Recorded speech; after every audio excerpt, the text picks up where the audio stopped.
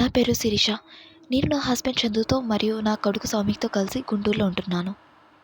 నా husband office పని మీద 2 మంత్స్ అబ్రాడ్ ఎళ్ళాడు.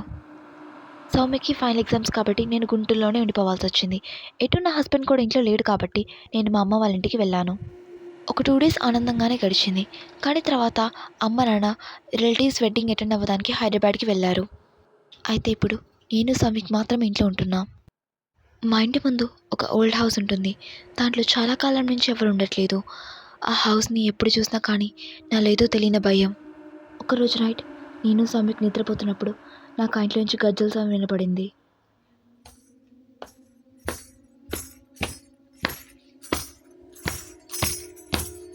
అదే గజ్జల సౌండ్ నాకు చాలా రాత్రులు వినపడింది కాబట్టి దాన్ని ఏమంత సీరియస్‌గా తీసుకోలేదు. ఒకరోజు మార్నింగ్ నేను ప్లాంట్స్‌కి నీళ్లు పోస్తున్నప్పుడు నాకు ఎందుకో ఎవరో నన్ను ఆ ఇంట్లో నుంచి నన్నే చూస్తున్నట్టు అనిపించింది. అప్పుడు నేనేమనుకున్నానంటే అదంతా నా ఇమాజినేషన్, ఎందుకంటే ఆ ఇంట్లో ఎవరు ఉండట్లేదు కదా, నన్ను ఎలా చూస్తారో అనుకొని దాన్ని మర్చిపోయాను. ఆ రోజు నైట్ నేను, సౌమిక్ ఒక మూవీ చూస్తున్నాం. హఠాత్తుగా కరెంటు పోయి వర్షం పడడం మొదలుపెట్టింది. అప్పుడు డాబా పైన బట్టలు ఉన్నాయి కాబట్టి నేను పరిగెత్తుకుంటూ వెళ్ళి బట్టలు తీయడం మొదలుపెట్టాను. నాకు అక్కడ మళ్ళీ అదే గజ్జల సౌండ్ వినపడింది. ఈసారి చాలా దగ్గరగా వినపడింది. నాకు చాలా భయం వేసి కిందకెళ్ళిపోయాను. కిందకెళ్ళి క్యాండిల్ వెలిగించి నేను సౌమిక్‌తో కూర్చున్నాను. అప్పుడే నాకు గుర్తొచ్చింది నేను టెర్రస్ పైన నా ఫోన్ మర్చిపోయానని. ఇప్పుడు నేను మళ్ళీ టెర్రస్ పైకెళ్ళాలి. భయంగా ఉంది కానీ వెళ్ళక తప్పదు. నువ్వు టెర్రస్ పైకి వెళ్ళగానే ఒక భయంకరమైన బ్యాడ్ స్మెల్, భరించలేని బ్యాడ్ స్మెల్ వచ్చింది. ఇక్కడ సౌమిక్‌ని చూస్తే మాత్రం ఏ స్మెల్ రానట్టున్నాడు. అప్పుడు నాకు అర్థమైంది ఏంటంటే అది నాకొక్కటే వస్తుందని. నేను నా ఫోన్ తీసుకొని నేను, సౌమిక్ కిందకి వెళ్ళి నిద్రపోయాము. మధ్యరాత్రి నా చెవు దగ్గర ఎవరో గుసగుసగా మాట్లాడుతున్నట్టు నాకు వినపడింది.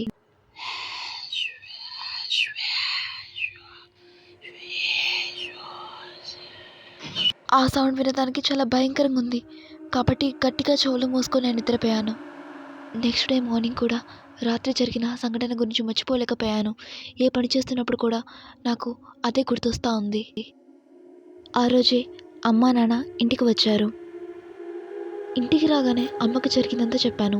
అమ్మ మాత్రం నాకు అదంతా నీ ఇమాజినేషన్, ఒంటరిగా ఉండడం వల్ల నువ్వు అలా థింక్ చేసి ఉంటావని నాకు చెప్పింది.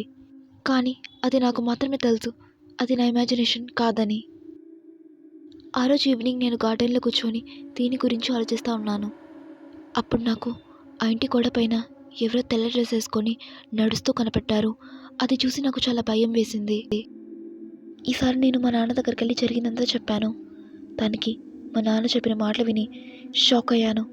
మా నాన్న ఏం చెప్పాడంటే 10 years బ్యాక్ అల్లు చాలా అందంగా ఉండేదంట. ఆ ఇంట్లో ఒక స్మాల్ ఫ్యామిలీ ఉండేదంట.